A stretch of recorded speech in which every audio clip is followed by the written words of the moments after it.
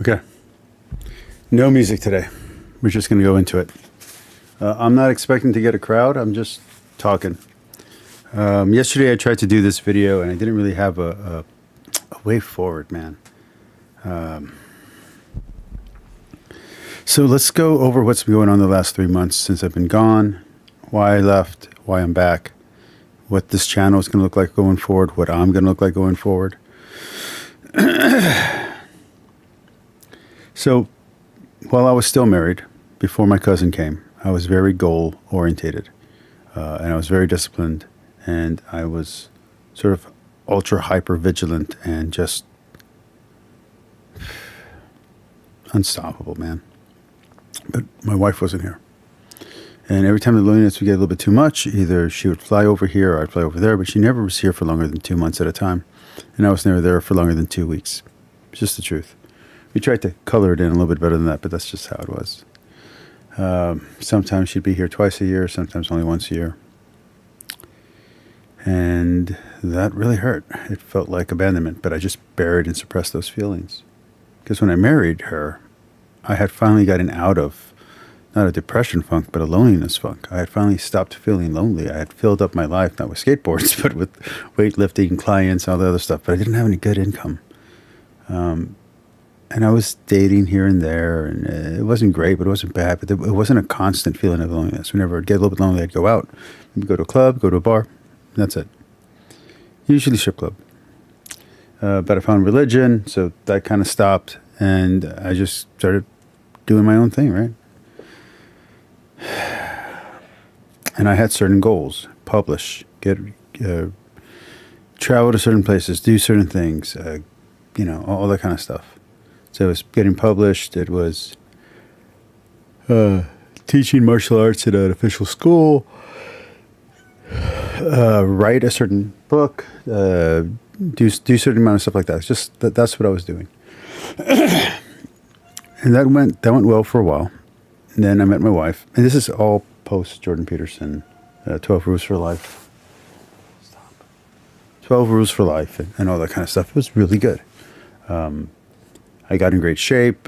My diabetes went completely away. My health completely returned. The only problem is income was really low. I was only earning like maybe less than $100 a week. Like seriously, I was earning like maybe $500 a week. And I was living off of my stocks, which is fine. I could take out a few $1,000s here and there. It didn't hurt anything. Then I met my wife, ex-wife, and she was like, this isn't good enough. She made me give up writing. She made me give up training customers. Everything that I loved in my life, she made me give up for her. And she made everyone an ultimatum. And here's how it would go. Oh, you're not going to do this? Then let's get divorced. Oh, you're going to do this, but you're not doing it right? You're an idiot. You're not doing things right. You don't know how to get things done. That kind of stuff. You're incapable. You're that kind of... It was not good. It was constant for like 9 years, man. It really hurt. Especially when I would get lonely and she would tell me just to swallow my feelings. When she was gone, I would go out to bars, go out to clubs, sometimes strip clubs. And I would just lie to myself so that it was okay because she knew and all this kind of stuff. And I just made it to where it's a non-issue. I was completely a hypocrite. But I didn't feel like a hypocrite because I thought I was being honest. It was hard. It was really hard. So what happened next? Well, then the pandemic hit. And the pandemic meant that we were separated for a whole 2 years with no contact. That means 2 years without sex. So I had already, through my religious practice, done some monkish type stuff. So I just simply put it into that category of like, okay, I won't have sex until. But when she came back, our marriage was not being recognized by the church. So I had to choose between fidelity to the church or fidelity to her. And I kept on choosing her, which I would confess to the priest. The priest would say, you got to wait, blah, blah, blah. Okay, whatever. But all my goals shifted. Suddenly my goal became getting my stepson citizenship. Suddenly my goal became getting enough money that my wife felt good about a nest egg. And she wanted a ton of money. Way more than I needed to get, right? And from there, things just started getting heavier.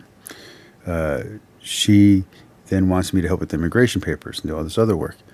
Again, nothing with my consent. All, if I don't do it, we get divorced. If I do it, I'm going to get berated. But I get sex once a year or whatever, right? Once every 6 months, I get sex. This was not good. It was untenable. And last year or the year before, she went out and there was a guy, and she says, no, there wasn't a guy, but who knows? There was a guy involved, and she was weighing her options, and she decided that I wasn't good enough. She made me go to the divorce proceedings, but the clerk wouldn't grant it to me. So I had already bought a plane ticket to bring her the paperwork, so I still went. Without anything, without no one, without any paperwork. And within like 2 hours, she completely cracked, and we had a good relationship again. Okay. So then I come back, and I decided to go back to the car dealership. I just started selling cars, and I started making a ton of money, like $10,000 a month kind of money. Things get really good, really good. I started getting a little bit arrogant. But here's a funny thing, is my dad falls. He doesn't hurt himself, but he falls. And someone heard that we were going to get some inheritance. We didn't get anything real, but they thought we did. So we had to protect ourselves. So, well, the person who could watch him was my cousin, the person who you've met. The issue is that she had drug addiction issues and she had mental health issues, which was a very strong... Oh, hey, TMT. I hope I can find some happiness, man. It's been terrible. The choices I've been making this last month. I've been downgraded from a boyfriend to a situationship because of my bad behavior this last month. We'll get into that. We'll get into that in a second, man. We'll get into that. It's the amount of anxiety. Like I'm currently on leave from work because I need to like deal with stuff. Okay, so I come back. I start making a ton of money, and then Angel comes in. And the problem with Angel being here isn't just that she's a destabilizing factor. There's somebody living in my house now. That means there's somebody I got to interact with every day. My wife, the longest we interacted was maybe 2 months, 3 months at a time, and the rest was phone calls. Phone call in the morning, phone call in the afternoon, phone call at night. I told people we would talk to each other twice a day. Truthfully, we talked 3 times a day. But the phone calls had started getting a lot shorter. It used to be like an hour phone call. Now it was becoming like a 1 minute phone call, 2 minute phone call. Like the kind of phone calls I have with my dad, where it's like, hey, Dad, how you doing? Hey, I'm doing good. Okay, good. You're fine? Okay, you're fine. Those kind of phone calls. Like there was nothing. So I started getting really lonely. And one day, me and Angel have an argument because she hadn't fed him. She hadn't fed my dad. And we had an argument, and I didn't like the way that she reacted. I got a little frightened, so I decided not to come back home. So I went to a bar called Woods, and I met someone. I don't think I'm allowed to say her name. But I met a woman with one name. And she can give me another name like 2 days later. We're supposed to go out the next day, and she stands me up. She stands me up. So I go out with my cousin, put photos up. She sees the photos. The next day we go out. She gives me her real name, and we start a relationship.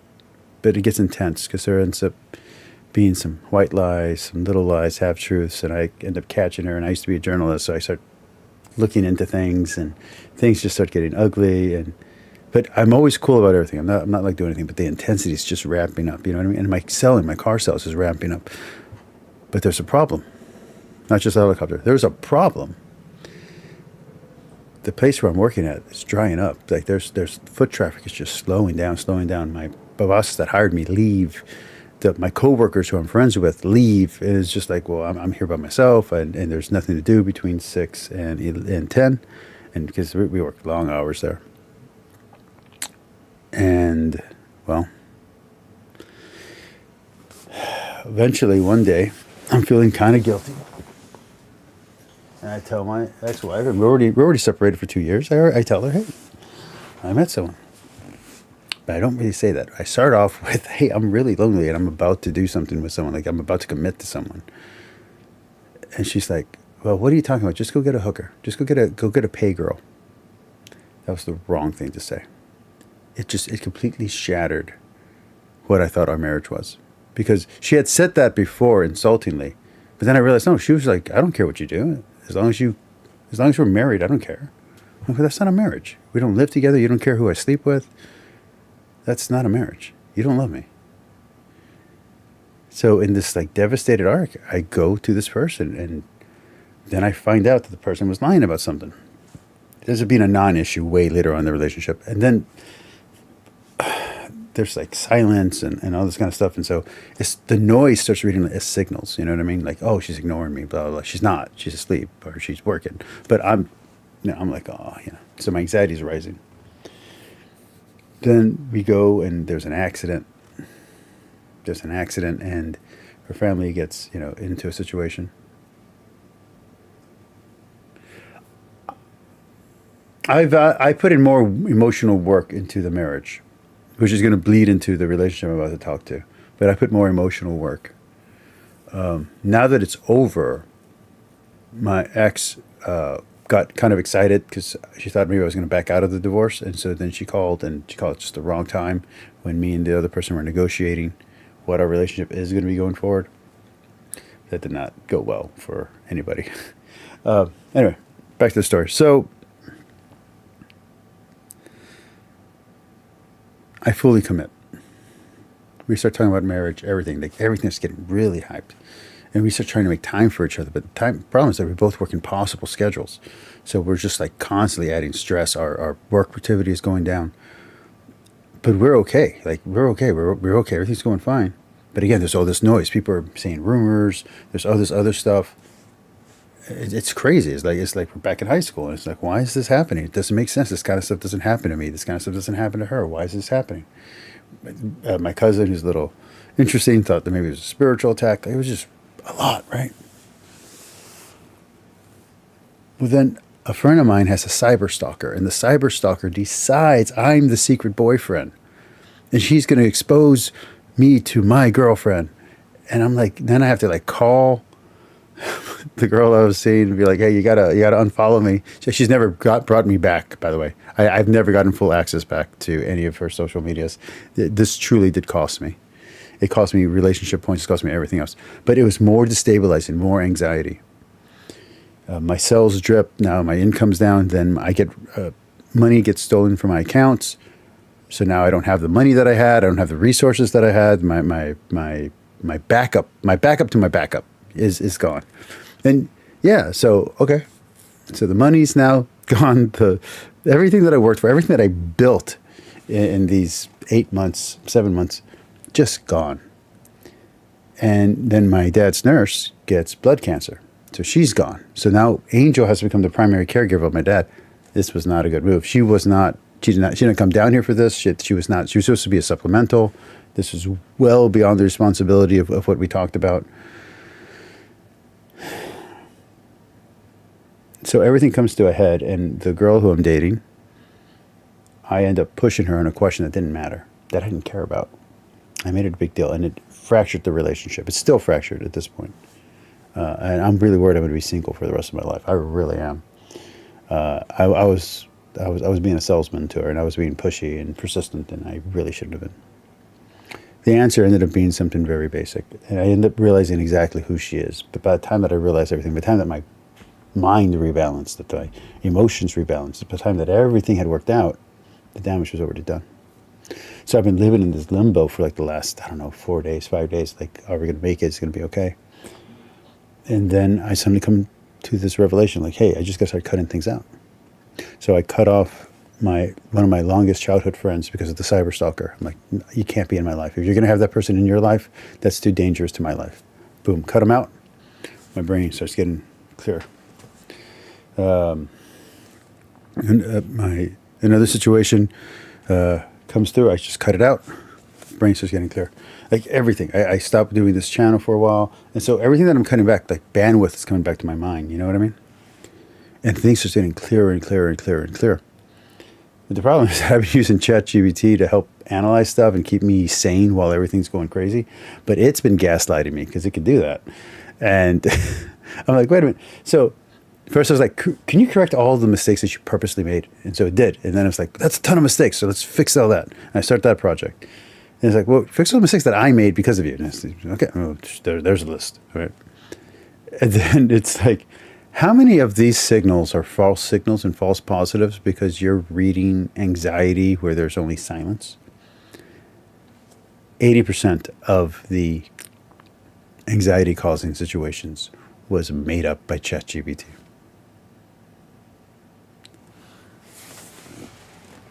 Yeah. Yeah. Okay. So then my ex-wife calls me.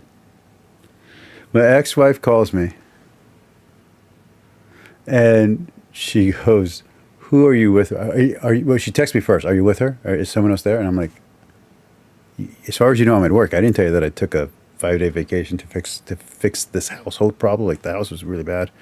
It was filthy, and it just things weren't working, you know." And so I don't answer. Then I'm driving out, and then I call her while the other person's in the car. That was a dumb move. And I tell her the truth that we're working out, you know, how things are going to go forward. I just devastate. I any chance of reconciliation is just detonated right there. But there's still this person in my life who I mildly inconvenienced, frustrated her, and didn't help her anxiety, because she has anxiety too. She's actually been going through everything I've been going through. She's been going through. I love her. I like her. I want it to work out. I don't know that it will. And if it doesn't, but I want it to. I want it to work out. And I genuinely care about her, and I genuinely care about her family. But here's the thing. Right now, I'm basically single. I went out last night, and I didn't have a relapse, thank goodness. But I could have. I took chances I didn't need to take. I went to bars I didn't need to go to. I come up with a plan. So the plan was, I'm only going to go out 3 times a week. I'm going to go out to one regular club, one after-hours club, and then I'll go out with whoever I'm dating at the time. Hopefully my girlfriend. Hopefully my girlfriend is still my girlfriend after all the stupidity that I pulled. But why did the anxiety happen, right? Why did the bad choices happen? I'm a 45-year-old man who's successful in the business that he's in. Why suddenly make bad decisions? There was no drugs. There was no violence, right? It's the superstructure. See, your character, your personality is built on just more than just experiences. It's your boundaries, your rules. And all those rules are supported by things. And they're all reaching out to something. So they're reaching to your goals. So you have, like, you know, you got to have a nest egg for your wife. How much money does that need to be? You know, you're going to put your dad in a nursing home. When does that have to happen? You're going to move to China. What's the date line for that? Like, how's that? And before it was just kind of ambiguous, and then it became more solid goals. So my personality started confining to these goals. And then the divorce happened, and just things started crumbling. And then the morals and the rules, because there's like, well, this is here for that, but this goal here is only for this. But that wasn't my original goal. So this doesn't even matter. Bam. You know, and just morals and ethics just start falling apart. And I had a really bad relapse, like a $7,000 relapse. Like I drank a lot. And I acted like an ass to the person I'm in love with. Like I said, it might not work out with me and this person, but I really hope it does. It affected my work. Because why am I working? What am I doing? Why am I at a place? You know, I do want to earn money, but I want to be home by 8. I want to go home and I want to see my dad. My dad has Alzheimer's and there's no one to watch him because his nurse has blood cancer. I want to be with my dad. And I don't want to drive an hour every day to work or back to work. I mean, I can go to a club or a bar, fine, that's whatever. But I can earn money anywhere. I'm really good at what I do. So all these goals and all these sacrifices I was willing to make for this person, for my ex-wife, suddenly I wasn't willing to make those sacrifices anymore for anyone. And then my cousin was trying to do some negotiation with me, trying to get me to change my personality. I don't think that's going to take it. Although some of the stuff was useful, but it was not for me. It's not who I want to be. It's not who I'm going to be when I'm by myself at the house. But I have loneliness again. I haven't had loneliness in 9 years. So it's like a desperate need to be with someone, and it sucks and it hurts. So if me and my girlfriend work out, if we're still together, if we're still boyfriend and girlfriend, she's even debating that, I've set up some new rules, and those new rules are boundaries on how often we interact, how long we interact, and we're going to interact the whole time when we're together, and we're going to extend time, no longer a rush. Like there's different things, and there's different things that she told me that I come to realizations about that it made sense to me now. No more walls of text, for instance. No more texting when she's working or when she's asleep, right? For my job, I got to go show up on time, leave on time. I can't stay extra. I can't sacrifice my personal life for my job, which was something I was doing because my personal life was a wife that wasn't here. It was an absentee wife. So what I'm going to do next, the next big thing I'm going to do is I'm going to take that awesome computer that I bought, and I am going to write. I'm going to write 3 things. I'm going to write where I am right now. I'm going to write everything that I want, and I'm going to write everything that I don't want, everything that I want to avoid. I'm going to triangulate, and I'm going to get where I am, where I want to be, and where I want to avoid. Something I'm running toward and something I'm running from. And that's what I'm going to do. It's going to be 1 page each, and I'm going to redefine my goals and redefine my life. Because being goalless is not something I can do anymore. And I reverted back to I reverted all the way back to like childhood me for a second, but I reverted back. I thought I was going to revert back to who I was when I was at my previous job. No, I reverted back to who I was in my 20s, man. And the behavior was like a 20-year-old, like an 18-year-old. I mean, I reverted all the way back to my teenage self. And now my adult self has been reasserting itself lately. A little too strong with the girlfriend. Just a little too strong. I think she's my girlfriend. I don't know what she thinks, but I want to marry her. It's true. I want to marry her. But this was real structural damage. You're talking about the processes of the brain, your control systems, your intellectual systems, all of them collapsing under the weight of, well, we don't have to do any of the work that we've been doing. We've been under super cognitive load for 9 years, and you're saying it was for nothing? Well, that's not going to work. And so it just crumbled. My morality crumbled. I'm super Catholic. My Catholic morality crumbled. It's only recently that I've been building back up the scaffolding. Last night, specifically, some embracing of the shadow stuff going on, But then I saw that and I was like, that didn't feel good. That's not what I want. I don't want to do that. And so I didn't do it. I didn't act on the inclination. And last week was another week where I was like, hey, I had an opportunity and I said no. And I've been saying no to opportunities, just like how I did with Ruli. With Ruli, there would be girls who liked me or situations where they liked me, and I'd say no. And in my mind, it's like, oh, I'm saying no for her. But not anymore. Now I'm saying no for me because I don't want that. I want a real monogamous, solid relationship. So when I'm turning down these people, it's not because I can't do it. It's because I don't want to do it. And I know that mind shift sounds small, but it's huge.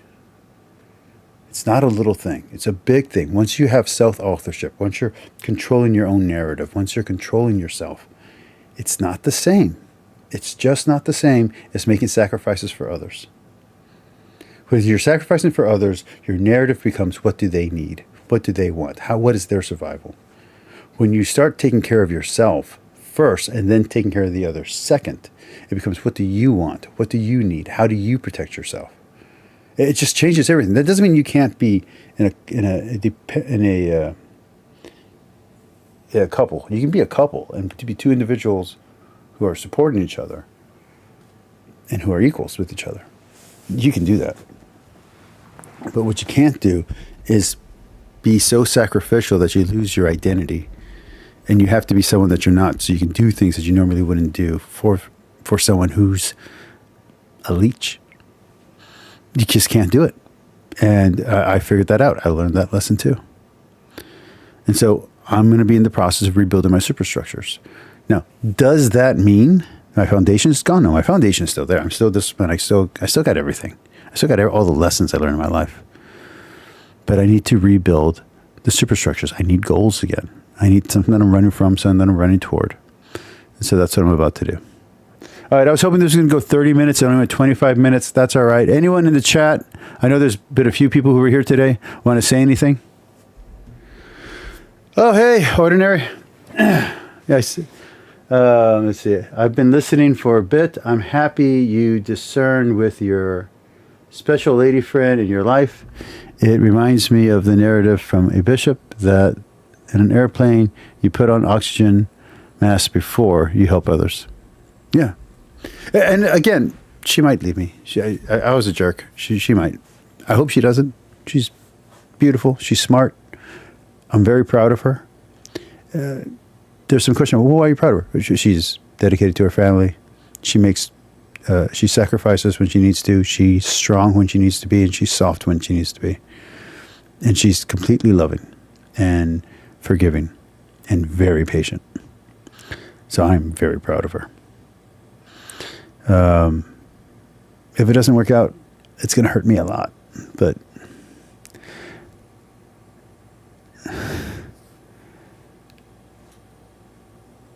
my previous marriage wasn't recognized by the church because my ex-wife was an atheist, is what I told myself. But she went into an interview with the bishops at my basilica, and they turned down the marriage. And then they said, well, we have to do interviews from people in China, and that was never finished, never done. I mean, we did the interviews, but it was never done, never turned in. And the marriage just kept limping along. She doesn't believe in God. She doesn't believe in traditional marriage or traditional love. And I do.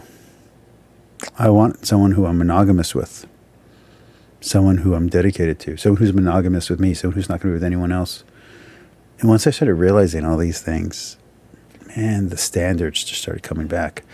And when the standards started coming back and my head started to clear, this weird thing happened. I think this is where I'm going to end the video. This weird thing happened. I was driving to my girlfriend's house, and I just started saying my name in different octaves. Just Ramon, but my full name.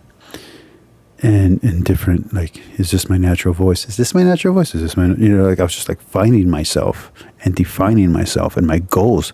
And I could just feel it. And then yesterday, when she was asleep and wasn't responding, she had kind of missed a window for us to hang out. I was hanging out with a great friend of mine named Tony. And Tony was like, no, you're not hurting. You say you're hurting, but you're not hurting. Can I see the photos of you and her together? Like, yeah, sure. He looks at them. He goes, oh, you're not hurting. You're in love. He's like, you're in love, you dumbass.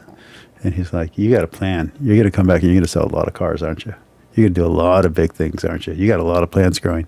And then just word vomit. All the goals, every goal that I have now just started coming out. Everything that I wanted for her, that I wanted for me, that I wanted for my career, that I wanted for my father, that I wanted for life, just started coming out one after another, and I couldn't stop it. It just kept coming, and he kept on getting excited. He was like, yeah, that's a good idea. Yeah, that's a good idea. And it was this great healing moment. And so this morning, I went out last night. I shouldn't have. I did. I should have invited her out. I didn't realize. I thought she was going to be working. Turns out she wasn't. I should have invited her. I would have loved to have spent all night hanging out with her and just chilling. That would have been perfect. That would have been excellent. She calls me this morning. She's at the flea market with a kid, but I'm a little so she hangs up because she didn't want the kid to see me like that. He's an adult kid, by the way, not a little kid. But he's awesome, by the way. He's an awesome kid. He's a good egg. He's a good kid.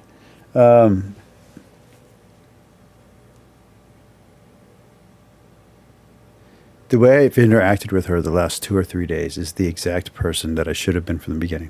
Because when she met me, I still had all my superstructures in place, and that person she was in love with, the person who I became, the fact that she even tolerated that person is amazing to me. That's another reason to be proud of her. And like I said, if it doesn't work out, these lessons are now learned. They're now part of my new identity, part of my new core personality. But I integrated my shadow. I found rebalance in my mind. It felt like an actual click. And then the clarity, and then the word vomit of goals. But I had a complete identity collapse, goal collapse, purpose collapse. The only thing that stayed true was I believe in God, and that was kind of it. I believe in God. That's it. That was the only core principle. And man, as everything came back, the way I've been talking to people, the way I've been making decisions lately, where was this guy this whole time? Integrated shadow, integrated personality. Oh my goodness, what really cost me? Anyway, I'm not here to blame her. I forgive her. I forgive everyone for everything. I forgive everyone for everything. If you've ever wronged me, I forgive you. Even if I don't know about it, I forgive you. But I'm not the same person I was before. And when I get back to work, it's going to show. And this channel is not going to die, but it's going to change focus because I'm not interested in theology the way that I used to be. I can't listen to it. I can't.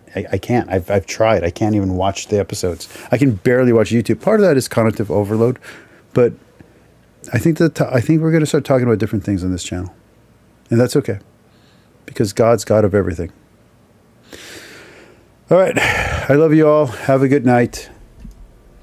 Remember, forgive everyone for everything, and to forgive yourself. Put that guy on your list too. I love you all. God bless.